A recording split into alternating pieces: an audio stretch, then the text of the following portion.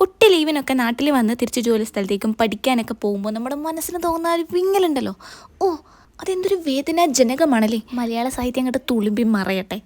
അപ്പോൾ അതാണ് ഇന്ന് പറയാനുള്ളത്. സാഹിത്യത്തിനെ പറ്റിയല്ല, വിങ്ങലിനെ പറ്റി. ചില പ്രത്യേക സാഹചര്യങ്ങളിൽ ഹോസ്റ്റലിൽ നിന്ന് വീട്ടിലേക്ക് പോകാറുള്ള ഡേറ്റ് എടുക്കുമ്പോൾ മനസ്സിലൊരു മടിയൊക്കെ വരും. നിങ്ങൾക്ക് വരാറുണ്ടോ? എനിക്ക് വരാറുണ്ട്. എന്താ വെച്ചാൽ നമ്മൾ ആകെ 1-2 ദിവസത്തിന് വേണ്ടി ഇത്രയും ട്രാവലും ചെയ്ത് ദൂരെയുള്ള വീട്ടിൽ പോയി അത് കാലേക്കുമ്പോൾ എന്ന് തോന്നും.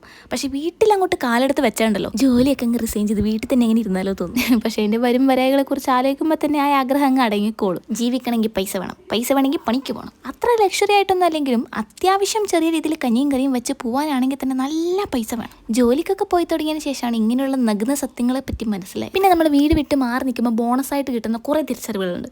അതിലൊന്നാണ് ഈ അമ്മമാരുടെയൊക്കെ സ്നേഹം. ആ സ്നേഹത്തിൻ്റെ ടോക്കണാണ് ഈ പൊതിച്ചോറ്.